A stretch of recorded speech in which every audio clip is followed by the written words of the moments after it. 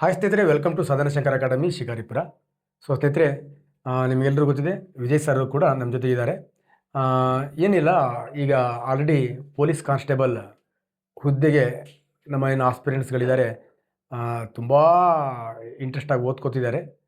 ಇಂಟ್ರೆಸ್ಟಾಗಿ ಓದಲೇಬೇಕು. ಕಾರಣ ಅಂದರೆ ರಿಕ್ರೂಟ್ಮೆಂಟ್ ಆದರೆ ಲಾಂಗ್ ಟರ್ಮ್ ಕೊಡ್ತಾಯಿಲ್ಲ ಈಗ ಎಕ್ಸಾಮ್ಗಳಿಗೆ. ಅಂದರೆ ಒಂದು 60, 70, 80 ದಿವಸ ಇಷ್ಟೇ ಕೊಡ್ತಿದ್ದಾನೆ. ತುಂಬಾ ದಿನ ಆಯ್ತು 50 ದಿವಸ ರಿಕ್ರೂಟ್ಮೆಂಟ್ ಮಾಡಿ, ಅದಕ್ಕೋಸ್ಕರ ಬೇಗ ಒಂದು ಪ್ರೊಸೆಸ್ ಮುಗಿಸೋಣ ಅಂತಂದು ಮುಗಿಸ್ತಾ ಇದ್ದಾರೆ. ಹಾಗಾಗಿ ಇವಾಗಲಿಂದನೇ ಓದಲಿಕ್ಕೆ ಸ್ಟಾರ್ಟ್ ಮಾಡಿ. ಮತ್ತು ಯಾರೆಲ್ಲ ಓದ್ತಿದ್ದಾರೆ ಅವರಿಗೆ ಈ ವರ್ಷದ HSTR ಎಕ್ಸಾಮ್ ಹಾ ಸರ್ ಒಂದು ಸೂಚನೆ ಕೊಟ್ಟಂಗೆ ಸರ್ ಕಾಲ್ ಮಾಡ್ತಾರೆ ಅಂತ. ಕಾಲ್ ಮಾಡ್ತಾನೆ. ಬಟ್ ಬಾರಿ ಅವರಿಗೆಲ್ಲ ಖುಷಿ ವಿಷಯ. ಹೌದು ಸರ್. ಯಾಕಂದ್ರೆ ಹಳೆ C&R ರೂಲ್ ಪ್ರಕಾರ ಹಾ ಸೊ CET ಎಕ್ಸಾಮಿಗೆ 70 ಮಾರ್ಕ್ಸ್ ಇತ್ತು. 70%. ಹೌದು ಸರ್. 70% ಇತ್ತು.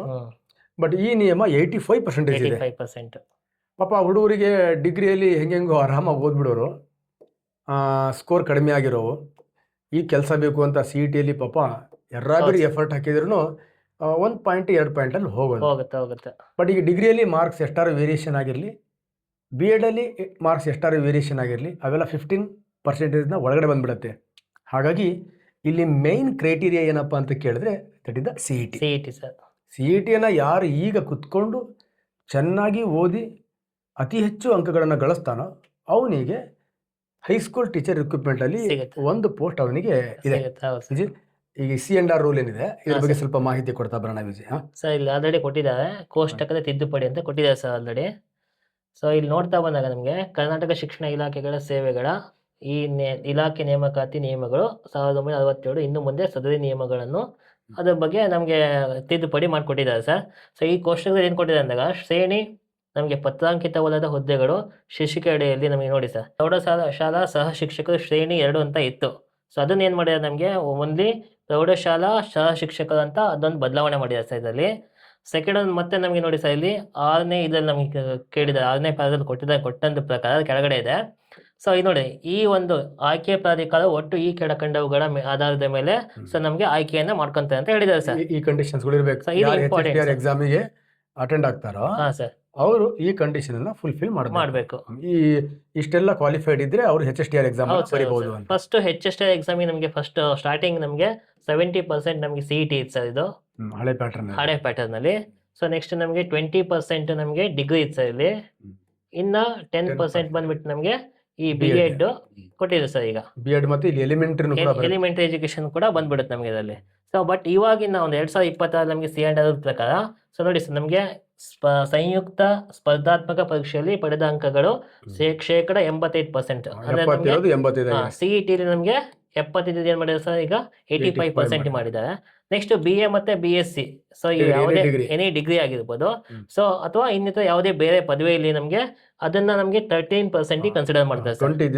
20 ಇತ್ತು ಫಸ್ಟ್, ಈಗ 13 ಮಾಡಿದ್ದಾರೆ. ಅದ್ರ ಜೊತೆಗೆ B.Ed ಏನಿದೆ ಅಲ್ಲ ಸರ್, ಇದನ್ನ 2% ಮಾಡಿದ್ದಾರೆ. ಸೊ ಇಷ್ಟು ನಮಗೆ ಈಗ ಹೊಸದಾಗಿ C&R ಪ್ರಕಾರ ನಮಗೆ ಈಗ ಯಾರು HSTR ಎಕ್ಸಾಮ್ ಬರಕ್ಕೆ ಹೋಗ್ತಾರೆ. ಸೊ ಇನ್ನೊಂದು ಏನಪ್ಪಾ ಅಂದ್ರೆ, ಮೊದಲು ಈಗ PG ನಾವು ಮಾಡ್ತಾರೆ ಅಂತ ಅನ್ಕೊಂಡಿದ್ವಿ ಸರ್, PG ಕಂಪಲ್ಸರಿ ಮಾಡ್ತಾರೆ, TET ಮಾಡ್ಬೇಕು ಅಂತ ಏನೋ ಅಂತಿದ್ದು. ಸೊ ಬಟ್ ಅದೆಲ್ಲ ಕೂಡ ಈಗ ಕ್ಲಿಯರ್ ಮಾಡಿದ್ದಾರೆ. ಸೊ ಯಾವುದೇ PGನೂ ಇಲ್ಲ ಸರ್, ನಮಗೆ TET ಕೂಡ ಯಾವುದೋ ನೆಸೆಸಿಟಿ ಇಲ್ಲ ಇದಕ್ಕೆ. ಸೊ ನಮಗೆ 85% CET ಮತ್ತೆ 13% ಡಿಗ್ರಿ ಮತ್ತೆ B.Ed ಬಂದ್ಬಿಟ್ಟು 2% ಇದೆ ಸರ್. ಬಟ್ ಡಿಗ್ರಿ ಮತ್ತೆ B.Ed 15%, 85% ಕಂಪ್ಲೀಟ್. ಈಗೇನು ಓದ್ತೀಯಾ, ಕಾಂಪಿಟೇಟಿವ್ ಎಕ್ಸಾಮ್ ಏನು ರೆಡಿ ಆಗ್ತೀಯಾ, ಅದೇ ಈಗ ಮೊದಲು ಎಲ್ಲ ಹಂಗೆ ನಮ್ಗೆ ಏನಾಗ್ತಿದೆ ಸರ್, ಈಗ 20% ಮತ್ತೆ 30% ಇಲ್ಲಿ ಬಂದು ಹೋಗೋದು. ಸೊ ಇವಾಗ ಹಿಂಗಿಲ್ಲ, ಇವಾಗ ಓದ್ಲೇಬೇಕು ಕಂಪಲ್ಸರಿ, ಅರ್ಧ ಮಾಡ್ಬಿಟ್ಟಾರೆ ಈಗ. ಸೊ 15% ತಂದ್ಬಿಟ್ಟಾರೆ. ಹಾಗಾಗಿ ತುಂಬಾ ಯಾರು ಚೆನ್ನಾಗಿ ಓದ್ತಾರೆ ಅವ್ರಿಗೆ ಮಾತ್ರ ಪೋಸ್ಟ್ ಸಿಗತ್ತೆ, ಚಾನ್ಸಸ್ ಇರುತ್ತೆ. ಅದ್ರ ಜೊತೆಗೆ ಖುಷಿ ಅಂದ್ರೆ ವಿಜಯ್, B.Ed ಅಲ್ಲಿ ಪಾಪ ಯಾರ್ದಾರ ಸ್ಕೋರ್ ಕಡಿಮೆ ಆಗಿತ್ತು. ಹೌದು, ಡಿಗ್ರಿಯಲ್ಲಿ ಸ್ವಲ್ಪ ಯಾವ್ದು ಇದು ಏನಾರೇ ಆಗಿ ಸ್ಕೋರ್ ಕಡಿಮೆ ಆದವರಿಗೆ ಇದೊಂದು ಸುವರ್ಣ ಅವಕಾಶ. ಹೌದು.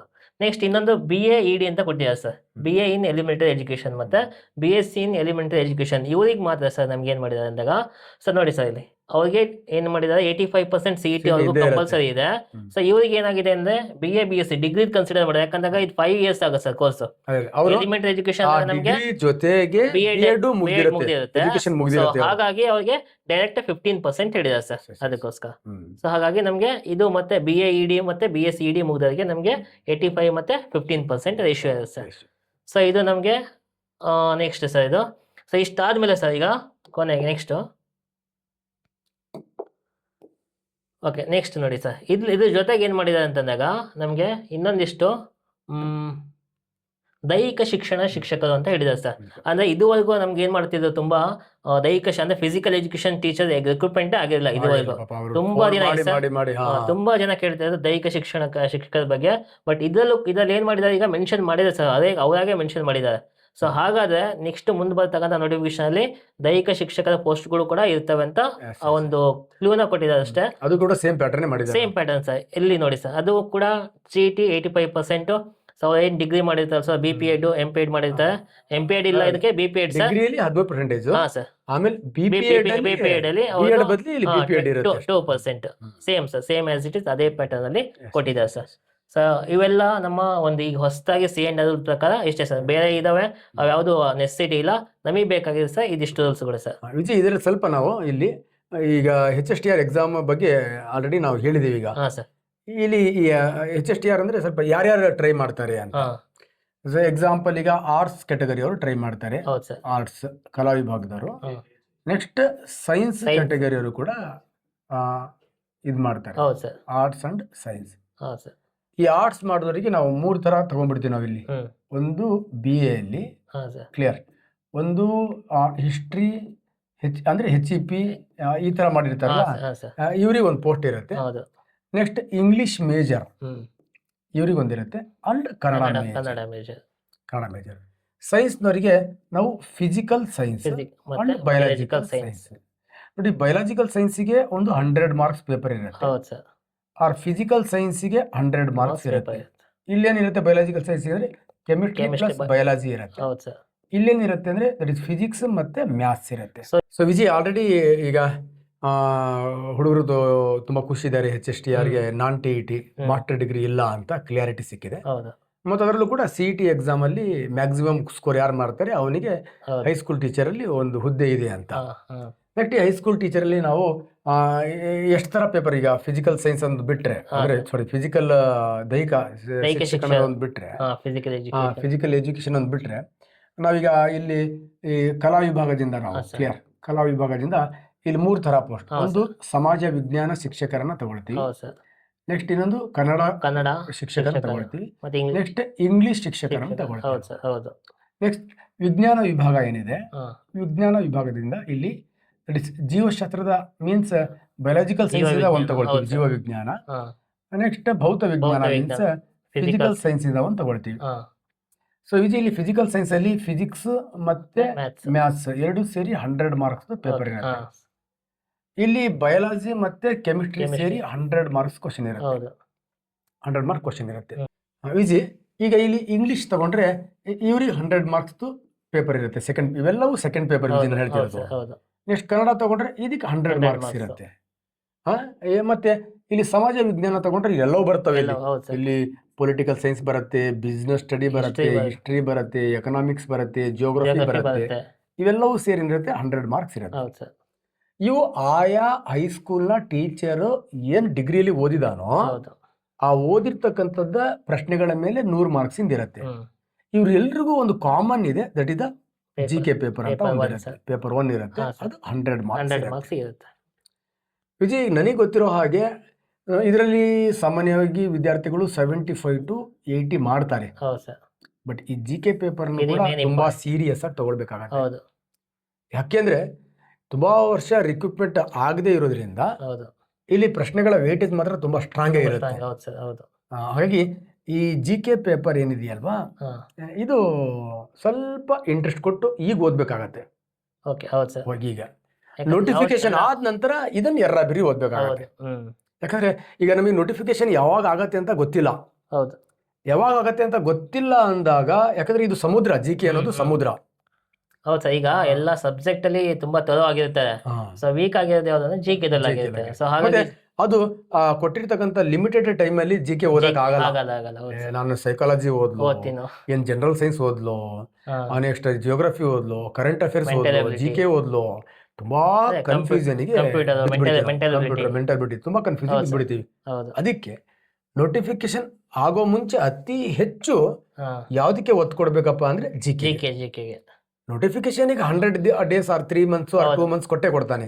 ಅವಾಗ ಆಲ್ರೆಡಿ ನಾವು ಡಿಗ್ರಿಲಿ ಓದಿರ್ತಕ್ಕಂಥ ಸಬ್ಜೆಕ್ಟ್ ಅಲ್ಲ, ಅದನ್ನು ಅಲ್ಲಾಡಿಸ್ಬಿಟ್ರೆ 100% ಹೈಸ್ಕೂಲಲ್ಲಿ ನೀವು ಒಳ್ಳೆ ಸಮಾಜ ವಿಜ್ಞಾನ ಟೀಚರು, ಪದ್ಯ ಹೇಳೋ ಕನ್ನಡ ಟೀಚರು, ಪೊಯಮ್ ಹೇಳೋ ಇಂಗ್ಲಿಷ್ ಟೀಚರು, ಹೃದಯ ತೋರಿಸೋ ಜೀವಶಾಸ್ತ್ರದ ಟೀಚರು, ನೆಕ್ಸ್ಟ್ ಚಾಕ್ ಪೀಸ್ ಇಟ್ಕೊಂಡು ಮೈಯೆಲ್ಲ ಹಚ್ಕೊಂಬರೋ ಮ್ಯಾಥ್ಸ್ ಟೀಚರು ಒಂದು ಬ್ಯೂಟಿಫುಲ್ ಆಗಿ ಆಗ್ಬೋದು ಸ್ನೇಹಿತರೆ. ಹಾಗಾಗಿ ಯಾರೆಲ್ಲ HSTR ಆಸ್ಪಿರೆಂಟ್ಸ್ ಇದ್ದೀರಿ, ಯಾವಾಗ ನೋಟಿಫಿಕೇಶನ್ ಆಗತ್ತೆ ಅಂತ ಕಾಯ್ತಾ ಇದ್ರೆ, ಅದ್ಯಾವುದೋ ಸಾಧು ಕೋಕಿಲ ಪಿಕ್ಚರಲ್ಲಿ ಬರತ್ತಿ ಅಂತ ಕಾಯ್ತಾನೆ ಇರಬೇಕಾಗತ್ತೆ. ನಿಮಗೆ ನೋಟಿಫಿಕೇಶನ್ ಅಂತೂ ಪಕ್ಕ ಆಗತ್ತೆ ಅಂತ ಕನ್ಫರ್ಮ್ ಆಗಿದೆಯಲ್ವಾ. ಹಾಗಾಗಿ ಅತಿ ಹೆಚ್ಚು ಈ GK ಪೇಪರ್ಗೆ ಸಂಬಂಧಪಟ್ಟಂಥ ಪ್ರಶ್ನೆಗಳನ್ನು ನೀಟಾಗಿ ಅಧ್ಯಯನ ಮಾಡಿ ನೀಟಾಗಿ ನೋಟ್ಸನ್ನು ಮಾಡ್ಕೊಳ್ಳಿ. ಹೌದು ಸರ್. ಓಕೆ, ಅದ್ರ ಜೊತೆಗೆ ನೀವು ಸ್ವಲ್ಪ ಈ ಲರ್ನಿಂಗ್ ಕಲಿಬೇಕಾದ್ರೆ ಸ್ವಲ್ಪ ಆಲ್ಟರ್ನೇಟ್ ನಿಮಗೆ ಸ್ವಲ್ಪ ನೆಮ್ಮದಿ ಬೇಕು ಅಂದಾಗ ಇದಕ್ಕೆ ಸ್ವಲ್ಪ ಹೋಗಿ, ಇದಕ್ಕೆ ಒಂದು 70% ಒತ್ತನ್ನು ಕೊಟ್ಟರೆ ಇದಕ್ಕೊಂದು 30% ಕೊಡ್ತಾ ಬನ್ನಿ. ಎಕ್ಸಾಮ್ ಹತ್ರ ವಾರದಲ್ಲಿ 7 days ಅಲ್ಲಿ ಸರ್ 6 days ಅವ್ರು GK ಕೊಟ್ಟರೆ ಇನ್ನು 1 day ಏನ್ ಮಾಡ್ಬೇಕು ಆ ಕಡೆ. ಇವಾಗ ಸದ್ಯಕ್ಕೆ 1 day ತಗೊಂಡ್ರು ಕೂಡ ಒಂದು ದಿವಸಕ್ಕೆ 6 ಗಂಟೆ GK ಹೋದ್ರೆ ಒಂದು 2 ಗಂಟೆ that is the method second ಪೇಪರಿಗೆ. ಫಸ್ಟ್ ಪೇಪರಿಗೆ 6 ಗಂಟೆ ಓದಿದ್ರೆ ಒಂದು 2 ಇಷ್ಟು ಓದ್ಲೇಬೇಕು. 8 ಗಂಟೆ ಓದ್ಲಿಲ್ಲ ಅಂದ್ರೆ ನಿಜವಾಗ್ಲೂ ಅವ್ನಿಗೆ ಕೆಲಸ ಆಗಲ್ಲ.